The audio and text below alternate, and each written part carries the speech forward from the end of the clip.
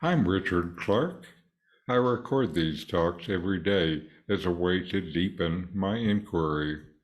Listen each day and deepen your own practice. Welcome. I'm reviewing and commenting on the book Talks with Sri Ramana Maharshi. Today is from Talk 328. Questioner: are their bodies temporary as our bodies are? Do they reincarnate? Maharshi: these questions arise because you think yourself the body. This body has birth and death, and when the body falls, another body arises, which is called reincarnation. But are you the body? If you find that you are not this body, but the spirit, you will be free from gross or subtle bodies, and then there will be no limitations. Where is the world, physical or spiritual, in the absence of any limitations? How will the question of reincarnation arise? Again, consider it from another point of view. You create a dream body for yourself in the dream and act with that dream body. The same is falsified in the waking state. At present, you think that you are this body and not the dream body. In your dream, this body is falsified by the dream body, so that you see neither of these bodies are real, because each of them is true for a time and false at other times.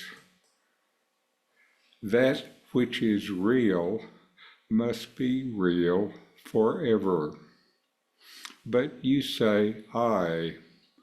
This I consciousness is present all through the three states. There is no change in it. That is alone real. The three states are false. They are only for the mind.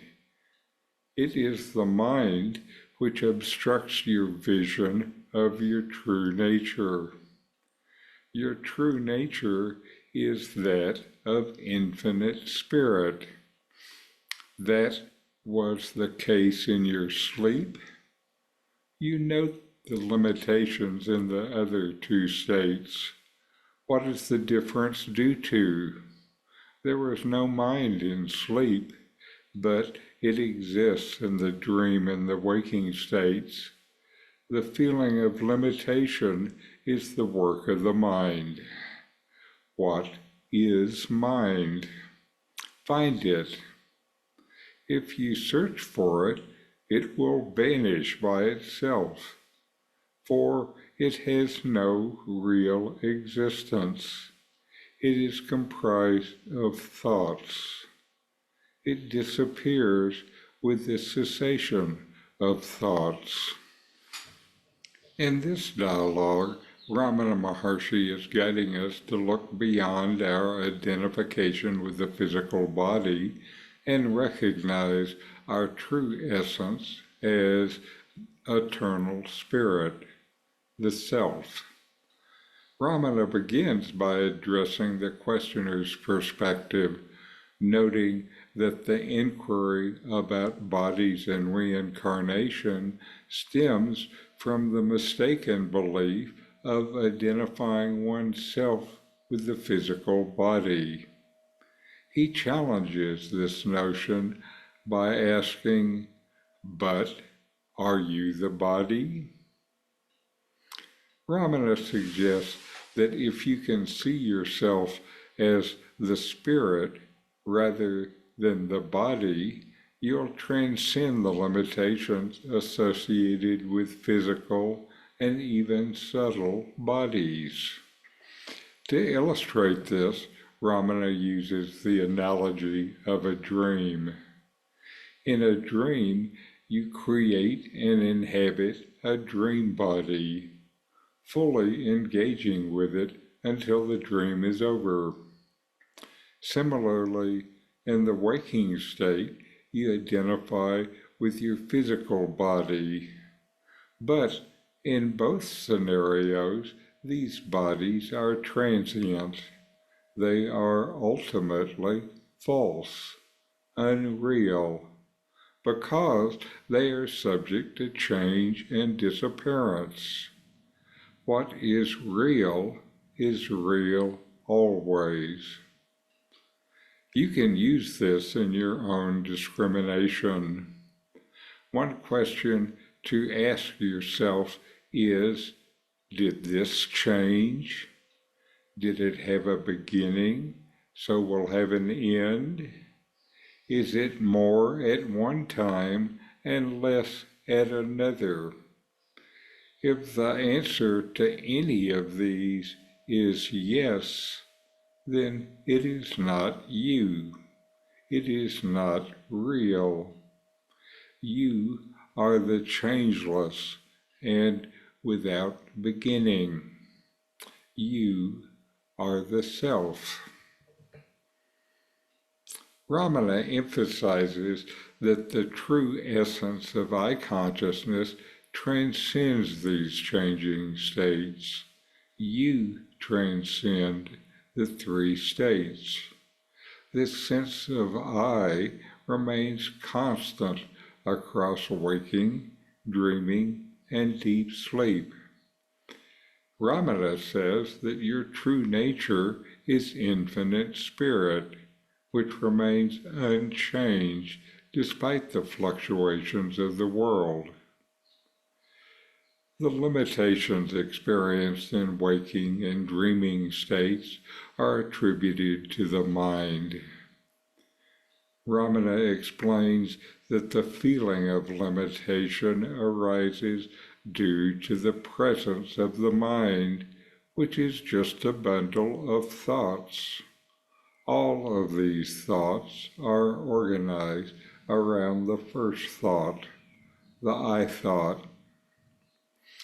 When you investigate the nature of the mind, you can't find anything to call the mind. You only find various thoughts passing by. The search for the mind reveals its inherent lack of substantial existence. Mind is not self-existent. It does not exist on its own.